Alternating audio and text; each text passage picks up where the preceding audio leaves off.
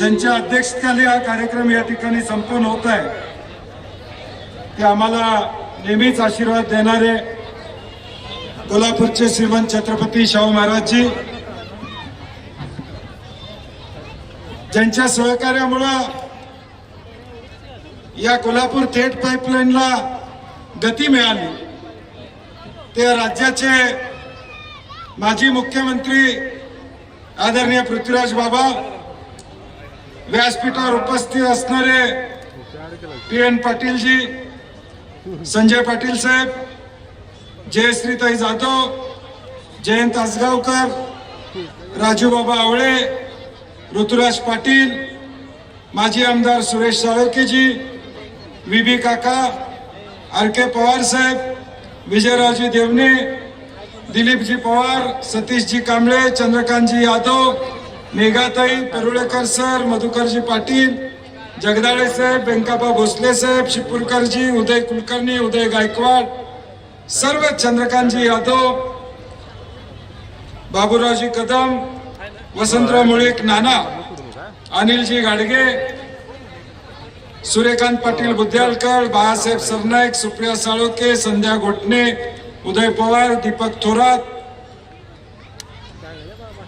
या समितीतील सर्व सदस्य, त्याचबरोबर सचिन चव्हाण, सारंग देशमुख, उपस्थित सर्वच मान्यवर, व्यासपीठावर आणि व्यासपीठाच्या खाली बसलेले या कोल्हापूर शहरातून आलेल्या सर्व नागरिक, माता भगिनी, प्रथमतः आलेल्या सर्व भगिनींचं मनापासून मी स्वागत या निमित्ताने या ठिकाणी करतो, कारण की जवळजवळ 50-60 ठिकाणाहून हे थेट लाईन पाईपचं पाणी आपण इथं घेऊन येण्याचं नियोजन या ठिकाणी केलं आणि या वचनपूर्ती सोहळ्यामध्ये उत्साहानं आपण सगळ्या माता भगिनी या ठिकाणी सहभागी झालात, त्याबद्दल प्रथमतः तुमच्या सर्वांचं मनापासून मी स्वागत या निमित्ताने या ठिकाणी करतो।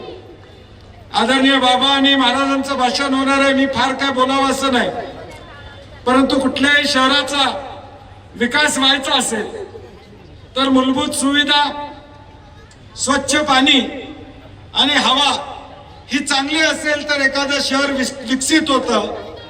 सुदैवानं कोल्हापूरला छत्रपती शाहू महाराजांचा वारसा आपल्याला आहे, एक संपन्न वारसा, समतेचा वारसा छत्रपती शाहू महाराजांचा तुम्हा आम्हा सर्वांना या ठिकाणी लाभला। मग काळमवाडीचं धरण असेल, राधानगरीचं धरण असेल, या खोऱ्यामध्ये सह्याद्रीच्या कुशीमध्ये असणाऱ्या धरणामुळं मुबलक पाण्याची उपलब्धता, नैसर्गिक दृष्ट्या संपन्न असा आपला जिल्हा या ठिकाणी लाभला। परंतु मगाशी रमेश पवार साहेब म्हणले तसं पाणी उशाशी आणि आम्ही मात्र उपाशी अशी परिस्थिती कोल्हापूरकरांची होती आणि म्हणून आज जवळजवळ 101 सत्कार आपण या ठिकाणी केले, ते एवढ्यासाठीच केले, ही थेट पाईपलाईन करण्यामध्ये निमित्त मात्र माझा सहभाग असला तरी पाया रचण्याचं काम या सगळ्या सत्कार मूर्तीने केलेलं आहे, हे नम्रपणे मला या ठिकाणी मान्य करावं लागेल। ही तमाम कोल्हापूरकरांची इच्छा होती की या कोल्हापूरला थेट पाईपलाईनद्वारे पाणी यावं, ही तमाम कोल्हापूरकरांची या ठिकाणी इच्छा होती आणि या इच्छेला अनुसरूनच या सगळ्या गोष्टी या भविष्य काळात घडत गेल्या। इतिहासात न जाता काय परिस्थिती होती पंचगंगेची, किती दूषित पाणी आपल्याला या ठिकाणी येत होतं याची कल्पना आपल्या सगळ्यांना। म्हणजे पूर्वी बाहेर कुठं आम्ही गेलो की कोल्हापूरचं पाणी प्यायला त्याला काही पचतं असं आपण म्हणायचो, एवढी आपली परिस्थिती या ठिकाणी होती। आणि या सगळ्या परिस्थितीमध्ये त्या काळामध्ये अनेक मंडळींनी यासाठी पुढाकार त्या ठिकाणी घेतला।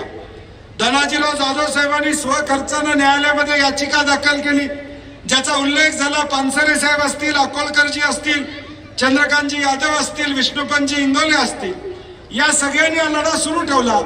कॉम्रेड दिलीप पवार साहेब आहेत, त्यांनी प्रचंड असं रेकॉर्ड या संदर्भातलं मेंटेन केलं। इंजिनियर असोसिएशनने त्या काळामध्ये पुढाकार त्या ठिकाणी घेतला। हे सगळं करत असताना पत्रकारांचं देखील तेवढंच लेखणीच्या माध्यमातून ही थेट पाईपलाईन व्हायला पाहिजे, ही भूमिका सातत्यानं या सगळ्या मंडळींनी मांडली. मला अनेकांनी सांगितलं, रवींद्र फडणवीस साहेबांचा उल्लेख या ठिकाणी आपण करतो. त्या काळामध्ये जगन फडणवीसजी असतील, श्रीराम पवारजी असतील, उदय कुलकर्णी असतील, चंद्रकांत माताडे असतील, यांनी अनेक लेख मला लिहिल्या. याचाही उल्लेख अनेकांनी गेल्या 2-4 दिवसामध्ये माहितीद्वारे या ठिकाणी सांगण्याचं काम त्या ठिकाणी केलं. सगळ्या या समाज कार्यामध्ये काम करणाऱ्या सगळ्यांच्या बरोबर हा संघर्ष पुढे घेऊन जाण्यासाठी म्हणून या सगळ्यांनी सातत्याचं सहकार्य त्या ठिकाणी प्रामुख्याने केलं. पुढारीकर जाधव साहेब असतील, वसंतराव भोसले साहेब असतील, अनेक मंडळींचं योगदान थेट पाईपलाईन कोल्हापूरमध्ये व्हावी या दृष्टीनं सातत्याने या ठिकाणी होतं. आणि ज्याचा उल्लेख आर.के. पवार साहेबांनी केला, एखादी निवडणूक लागली की आमचं सगळ्यांचं भाषण ठरलेलं असायचं, मी काय करणार तर थेट पाईपलाईन कुठल्याही परिस्थितीत करणार या पद्धतीचं भाषण त्या ठिकाणी असेल. आणि म्हणून 2010 साली ज्यावेळी कोल्हापूर महापालिकेची निवडणूक त्या ठिकाणी होती, अनेक जाहीर सभा त्या ठिकाणी होते. त्या जाहीर सभेला तत्कालीन मुख्यमंत्री अशोकराव चव्हाण साहेब या ठिकाणी उपस्थित होते. आणि त्यावेळी बाबा आपण सांगितलं की ही योजना या ठिकाणी झाली पाहिजे. ही योजना कुठल्याही परिस्थितीत 2014च्या पूर्वी झाली नाही तर निवडणूक लढवणार नाही या पद्धतीची भूमिका माझ्यासारख्या कार्यकर्त्यांना त्या ठिकाणी घेतली. कारण की मला आत्मविश्वास होता की आपण ही योजना पूर्ण केली नाही तर आपण विधानसभेला कशासाठी लढायचं, कशासाठी उभं राहायचं. गेले 40 वर्ष ही आश्वासनं आपण देत आलो, लोक ऐकत आले, निवडणुका होत राहिल्या. आज हा निर्णय लढा आपल्याला द्यावा लागेल, हा निर्णय आपण घेतला.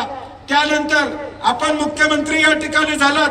तुमच्या आशीर्वादानं मला मंत्रिपदाची संधी त्या ठिकाणी मिळाली. बाबांचे अनेकदा महाराज जाहीर आभार मी या ठिकाणी मानलेले आहेत. कारण की त्यावेळी मंत्रिपद करण्यामध्ये ज्या पद्धतीनं आदरणीय सोनियाजींचा आशीर्वाद होता, राहुलजींचा आशीर्वाद होता, परंतु शेवटी यादी हे मुख्यमंत्रीच घेऊन जातात. पृथ्वीराज बाबांचा सिंहाचा वाटा मला पहिल्यांदा मंत्री करण्यामध्ये होता, हे मी माझ्या आयुष्यामध्ये कधीही या ठिकाणी विसरू शकत नाही. आणि त्यानंतर या थेट पाईपलाईनच्या सगळ्या कामाला गती या ठिकाणी लागली. आपल्याला अनेक गोष्टी त्या काळामध्ये या ठिकाणी मंजूर झाल्या.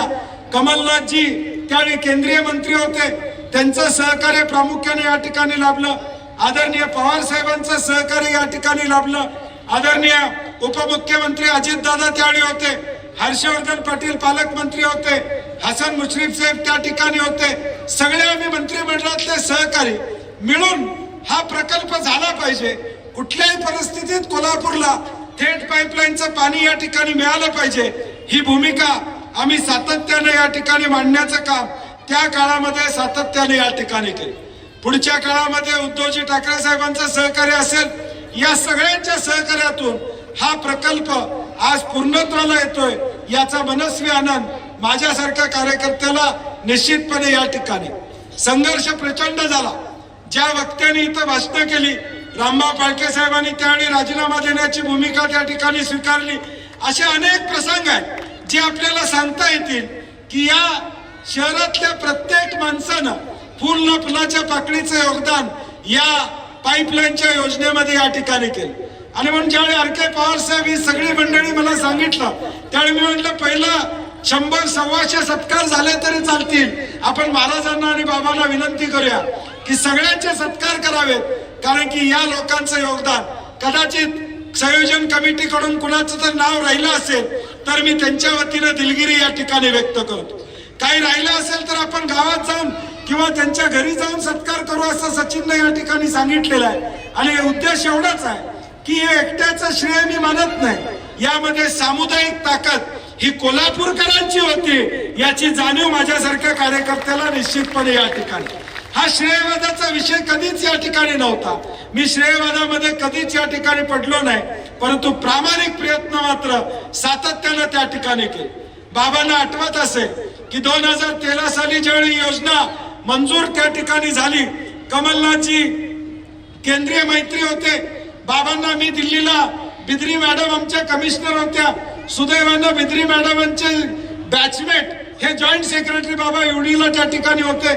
आणि आचारसंहिता आज उद्या 15 दिवसात लागणार अशी परिस्थिती होती आणि म्हणून आम्ही त्यावेळी बाबांना सांगितलं की कमलनाथजींना फोन करा, कारण की उद्देश एवढाच होता की पहिला हप्ता मंजुरी आपल्याला मिळाली होती, पहिला 170 कोटीचा हप्ता मिळणं गरजेचं होतं. मी हे का म्हणून सांगतोय, कारण की इतिहासाची माहिती आपल्याला असणं गरजेचं आहे. हा 170 कोटी रुपयाचा चेक निघाला, आपण कोल्हापूरकर या ठिकाणी वाचलो, कारण की त्यावेळी तो चेक आपल्याला मिळाला महानगरपालिकेच्या खात्यामध्ये. ते पैसे त्या काळामध्ये या ठिकाणी जमा झाले. या मागचा इतिहास असा आहे की नवीन सरकार त्या ठिकाणी आलं आणि सरकार आल्यानंतर नव्या सरकारनं मागच्या सरकारनं घेतलेल्या निर्णयाचे रिव्ह्यू हे करतच असतं. सत्ता बदलली की मागच्या 6 महिन्यातले निर्णय झाले त्याला स्थगिती दिली जाते आणि त्या स्थगितीमध्ये महाराष्ट्रातले 4000 कोटीची कामं होती, कोल्हापूर नव्हतं, कारण की 170 कोटी जमा झाले होते. हे मला मुद्दामून आपल्याला या ठिकाणी सांगायचं आणि म्हणून मला पृथ्वीराज बाबांचे आभार मानायचे आहेत. एवढ्यासाठी तो फोन त्यावेळी कमलनाथजींना त्यांचा झाला नसता तर कदाचित ते पैसे आमच्या पुढच्या काळामध्ये मिळाले नसते आणि म्हणून बाबांचं योगदान यामध्ये प्रामुख्यानं या सगळ्या गोष्टीमध्ये या ठिकाणी राहिलेलं. ही योजना करत असताना अनेक अडथळे आले, अनेक अडचणी आल्या. ज्यावेळी जनरल बॉडीला ठराव करायचा होता त्यावेळी देखील अनेक अडचणी आल्या. मला वाटते 2013ला 28/2/2013ला त्या ठिकाणी जनरल बॉडीचा ठराव या ठिकाणी झाला. स्टँडिंग कमिटीला ठराव करताना देखील मला वाटते सचिन आणि सारंगला माहित आहे की स्टँडिंग कमिटीला ठराव होऊ नये म्हणून त्यावेळी देखील प्रयत्न झाले. मी बोलणार नव्हतो आता, परंतु त्यावेळी देखील तो ठराव होऊ नये म्हणून देखील काही प्रयत्न त्या काळामध्ये झाले. परंतु शेवटी कोल्हापूरकरांच्या नशिबामध्ये होतं, हे काम होणार होतं. त्यावेळेचे स्टँडिंग कमिटीचे ठराव झाले, जनरल बॉडीचे ठराव झाले आणि हा प्रस्ताव आपला मुंबई दिल्ली करत हा मंजूर होऊन आपल्याला प्रत्यक्षरित्या कामाची सुरुवात या ठिकाणी 2014 साली त्या ठिकाणी झाली. आचारसंहिता विधानसभेची लागायची होती. आदरणीय बाबा मुख्यमंत्री होते, महाराज अध्यक्षस्थानी होते आणि मला अतिशय आनंद वाटतो की आज दोघांच्या हस्ते हा वचनपूर्तीचा सोहळा होतोय, कारण की दोघांच्या हस्तेच भूमिपूजन या ठिकाणी झालं होतं त्यावेळी आणि आज वचनपूर्तीच्या सोहळ्याला देखील हे दोघंही आमच्या विनंतीला मान देऊन या ठिकाणी आले. हा एक मणिकांचन योग या ठिकाणी म्हणावा लागेल. या सगळ्या गोष्टी होत असताना 14 नंतर अनेक पाणी या ठिकाणी पुढे गेलं. मी आज त्यात जाणार नाही, किती दिवस काम थांबलं वगैरे याची चर्चा आज मी करणार नाही, परंतु अनेक वेळा अनेक अडचणी या ठिकाणी आल्या. फॉरेस्टच्या परवानग्या असतील, PWDच्या परवानग्या असतील, अनेक वेळा हा प्रकल्प थांबत गेला. अनेकांनी माझ्यावर टीका केली, परंतु मला टीकाकारांचे आभार मानायचे. त्यांनी एक केलं माझ्यावर टीका करून, माझ्यावर सातत्यानं टीका केल्यामुळं लोकांच्या डोक्यामध्ये बसलं, झालं नाही तरी बंटी पाटील जबाबदार आणि झालं तरी बंटी पाटील जबाबदार. हे मात्र निश्चित या ठिकाणी झालं. उलट मला फायदाच झाला. माझ्यावर जेवढी टीका झाली गेल्या 8-9 वर्षामध्ये महाराज, त्याच्यामुळे मला फायदा झाला. झालं नाही तरी मीच जबाबदार आणि झालं तरी मीच जबाबदार. ही एक अधोरेखित लेख, अधोरेखित रेष या कोल्हापूर शहरामध्ये निर्माण झाली आणि 2019 नंतर पुन्हा पालकमंत्री पदाची संधी मिळाली आणि त्या 2 वर्षामध्ये फॉरेस्टचे अधिकारी असतील सगळ्यांचा मी आभार मानणार आहे. मी आज काही गोष्टी जाहीरपणे सांगू शकत नाही, परंतु जे अधिकाऱ्यांनी सहकार्य केलं बाबा ते मी आयुष्यामध्ये माझ्या विसरू या ठिकाणी शकणार नाही. म्हणजे नियम काय आहेत, नियम कसे आहेत बाजूला ठेवून सुद्धा अनेक वेळा ही योजना झाली पाहिजे ही भूमिका या ठिकाणी स्वीकारली. जे गाव राजापूर या ठिकाणी काळंबाडी गाव आहे, मांजरे असतील, संदीप डोवर असतील, या लोकांनी योगदान केलं. राजापूर गाव बाबा 2 महिने बंद होता, रस्ता बंद होता, म्हणजे वट हुकूम काढला. 2 महिने रस्ता गावाला नव्हता. ह्या पाईपलाईनचं काम करत असताना त्या गावाला देखील कोल्हापूर शहर हे कधी विसरू शकणार नाही, हे मुद्दामून मी या ठिकाणी सांगतो. आणि म्हणून वाट्यातली गावं असतील, सोळंपूर असेल, हळदी असेल, प्रचंड घरांची नासधूस होईल का, घरं पडतील का अशी शंका होती. सगळ्या गावकऱ्यांना विश्वासात घेऊन त्यावेळी निर्णय घेण्याची भूमिका आम्ही या ठिकाणी स्वीकारली. सोळंपूरचा निर्णय घेताना एवाय पाटलांनी भूमिका निभावली. अनेक मंडळींनी सातत्यानं ही योजना पूर्ण कशी होईल यासाठी प्रामुख्यानं प्रयत्न केले आणि म्हणून या 27 गावांचा सत्कार जो आम्ही केला त्याचं कारणच एवढं आहे की या सगळ्या गावकऱ्यांनी आम्हाला सहकार्य करायची भूमिका कोल्हापूर म्हणून या ठिकाणी घेतली. कुठं म्हणले नाहीत आमच्या शिवारातलं जात आहे, मशीन आमचं घर पडेल का, आमच्या शेतीचं नुकसान होईल का, याचा विचार या गावकऱ्यांनी 27 खेड्या गावांनी कधी या ठिकाणी केला नाही. एक उदात हेतू ना कोल्हापूरला पाईपलाईन होत्या या एका उद्देशानं या 27 गावांनी सातत्यानं मदत करण्याची भूमिका या ठिकाणी घेतली.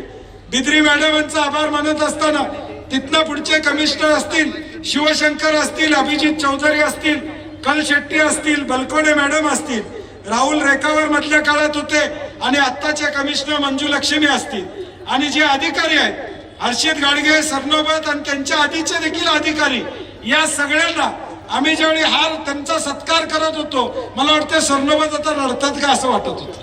म्हणजे डोळ्यात पाणी आलं होतं. हा आनंद आम्हाला माहित आहे. तो क्षण मी विसरू शकत नाही. कारण की ज्या दिवशी पाणी येणार होतं आणि त्याच दिवशी बाबा महाराजांनी मला 8 दिवस आधी सांगितलं होतं की मला बंटी काळंबवाडी बघायला जायचं. आणि ज्या दिवशी पाणी आलं त्या दिवशी सकाळची वेळ आमची ठरली 9 वाजता की काळंबवाडीला जायचं. मी रात्री महाराजांना फोन केला, माफी मागितली. महाराज म्हणलं रात्री किंवा उद्या सकाळी 8ला पाणी येण्याची शक्यता आहे, कुणाला माहित नाही, परंतु उद्याचा दौरा आपल्याला पुढे ढकलता येईल का. महाराज म्हणले हरकत नाही, परंतु मला धरण बघायचंय, काम काय झालं एकदा मला तुझ्या बरोबर जाऊन त्या ठिकाणी बघायचंय. आणि मग सकाळी 5ला मला वाटतं पहिला फोन 4:30 वाजता सारंग देशमुखांचा आला की आता पाणी 1 तासाभरात येणार आहे. मग 4:30 वाजल्यापासून मी जागा होतो, ते पाणी संध्याकाळी 10:45ला त्या ठिकाणी आलं. म्हणजे तो दिवसभराचा प्रवास मी लिहिणार आहे कधीतरी, कारण की जो अनुभव या ठिकाणी घेतला. वसगड्यामध्ये आमचा कार्यक्रम होता, वसगड्याचा कार्यक्रम गडबडीने केला. मी सारंगला फोन केला, सगळी तिथं होती. मी म्हणलं वसगड्यात जेवण केलं, जेवून येऊ का. अजिबात जेवाय सुद्धा बसू नका, ताबडतोब या म्हणून. मी साळोखे नगरच्या कॉलेजवर जाऊन थांबलो. म्हणलं कधी येणार, म्हणले 10 मिनिटात येते थांबा, 20 मिनिटात येते थांबा. साळोखे नगरच्या पायरीवर मी बसलो होतो, ऋतुराज बसला होता, जयश्री जाधव बसल्या होत्या. आम्ही 2.5 तास साळोखे नगरच्या आमच्या कॉलेजच्या पायरीवर बसलो होतो. जाणं येणारी माणसं बघायची, पायरीवर का बसलाय. कुणाला बोलता येत नव्हतं, निरोप देता येत नव्हता की हा थेट पाईपलाईनचा विषय आहे, आत्ता पाणी येणार आहे. पत्रकार देखील मला म्हणले साहेब आम्हाला सुद्धा सांगितलं नाही.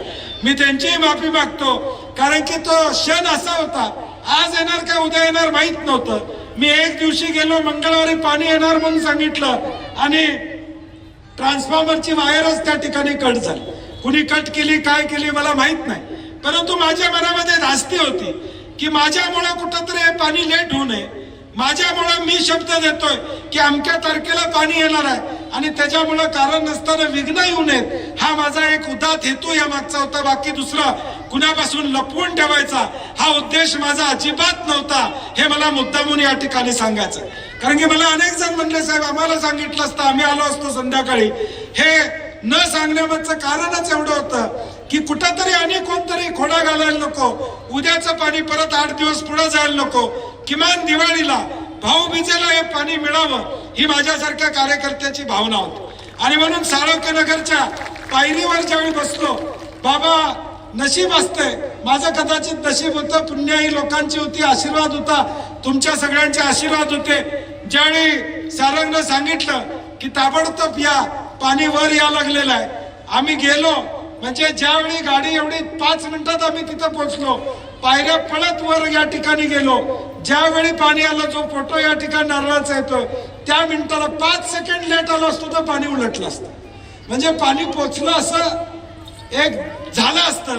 परंतु शेवटी अंबाबाईच्या मनामध्ये देखील या ठिकाणी होतं की ज्यावेळी पाणी येणार आहे त्यावेळी मी तिथं असलो पाहिजे. ती पुण्याही तुमच्या सगळ्यांची आहे, तुमच्या सगळ्यांचा आशीर्वाद आहे. मी 5-10 सेकंड जरी लेट झालो असतो तरी पाणी पडलं असतं आणि पाणी कोल्हापुरात पोहोचलं असं या ठिकाणी झालं असतं. परंतु ते 5 सेकंड सुद्धा देवानं मला लेट या ठिकाणी केलं नाही, देवानं मला लेट होऊ दिलं नाही, तिथं पोचायची सुदबुद्धी दिली. त्या वेळेमध्ये मी पोचलो आणि तो क्षण माझ्या आयुष्यामध्ये अविस्मरणीय असा क्षण माझ्या आयुष्यामध्ये कायमपणे या ठिकाणी राहणार. ज्यावेळी पाणी आलं त्यावेळी नारळ त्या ठिकाणी सोडला आणि कोल्हापूरमध्ये पाणी आलं याचा आनंद निश्चितपणे आहे. मगाशी कोणतरी म्हणलं खरं, ज्यावेळी आलं त्यावेळी भावनाविवश मी नक्कीच या ठिकाणी झालो होतो. मी भावनाविवश झालो होतो कारण की स्वप्न हे 50 वर्ष माझं एकटाच नव्हतं, आमच्या मागच्या पिढीचं होतं. पुढच्या पिढीसाठी आरोग्यदायी पाणी यावं ही भूमिका या ठिकाणी होते. हे स्वप्न पूर्ण होतंय याचा आनंद माझ्यासारख्या कार्यकर्त्याला निश्चितपणे या ठिकाणी होता की एक पुण्याईचं काम आपल्या आयुष्यामध्ये आपल्याला या ठिकाणी करता आलं. ज्यावेळी या कोल्हापूरचा इतिहास लिहिला जाईल तर कुठं ना कुठं तरी कोपऱ्यात तुमच्या आमच्या सगळ्यांच्या प्रयत्नांची उदयराव ही जाण निश्चितपणे इतिहासकार ठेवतील याची मला खात्री निश्चितपणे या ठिकाणी. कारण की अनेकांचे कष्ट आहेत, या कष्टाचं फळ आपल्या सगळ्यांना या ठिकाणी मिळालं आणि खऱ्या अर्थानं कोल्हापूरकरांना स्वच्छ आणि मुबलक पाणी देण्याचा जो काय विषय होता तो मार्गी लावण्याचं काम आम्ही या ठिकाणी केलेलं आहे. ग्रॅव्हिटीने हे पाणी येणार आहे. स्काडा सारखी अत्याधुनिक यंत्रणा येत आहे. एखादं काय झालं तर ताबडतोब त्या गोष्टी सगळ्या या ठिकाणी मार्गी लागणार आहेत. या पद्धतीचं नियोजन असणार आहे आणि म्हणून माळींचा देखील मनापासून आभार मानतो. कारण की त्यांच्या घरात दिवस होते तरी तो इंजिनियर साहेब घरला गेला नाही. साहेब म्हणले पाणी पडू दे मगच मी घरी जाणार. पूजेला सुद्धा गेला नाही. मला त्यांचा धन्यवाद या ठिकाणी द्यायचे. कारण की अशी माणसं कमी असतात घरातलं या ठिकाणी असताना देखील ते कुठेही गेले नाही. ते पाणी आणि प्रचंड प्रेशर प्रचंड टेन्शन या सगळ्या मंडळींच्यावर होतं. दिवाळीपूर्वी पाणी आलं पाहिजे, दिवाळीला भाऊबीजेला पाणी मिळालं पाहिजे आमच्या माता भगिनींना, हा आमचा प्रयत्न होता आणि तो पूर्ण आम्ही करू शकलो याचा आनंद मला निश्चितपणे आहे. आज ही योजना पूर्णत्वाला आली, पाणी पोचलेलं आहे. पुढच्या काळामध्ये बाबा तुमची मदत आम्हाला लागणार आहे. कारण की रोजगार हा एक मोठा विषय पुढच्या काळातला या कोल्हापूर शहराचा आहे आणि म्हणून IT पार्क कोल्हापूरला व्हावं, रोजगाराची संधी कोल्हापूरला मिळावी या दृष्टीने आमचं पुढचं पाऊल या ठिकाणी असणार आहे. आणि आपलं सहकार्य येणाऱ्या भविष्यकाळात या सगळ्या गोष्टींसाठी या ठिकाणी मिळावं. स्टेजवरच्या सगळ्या मान्यवरांचा मी धन्यवाद देतो की आपण चांगल्या पद्धतीने सगळे या ठिकाणी उपस्थित राहिलात. आपण सगळ्यांनी हा कार्यक्रम अत्यंत चांगल्या पद्धतीने आपण केला. आता आहे त्या यंत्रणेतून पाणी आपण देतोय. 12 पाण्याच्या टाक्या नव्या आता चालू आहेत. त्या 6 महिन्यानंतर झाल्यानंतर आता काही लोक म्हणले की आम्हाला 3ऱ्या मजल्यावर सुद्धा पाणी यायला लागलंय. आता अजून पुढच्या देखील 4थ्या मजल्यावर सुद्धा पाणी येणार. भगिनींनो काळजी या ठिकाणी करू नका.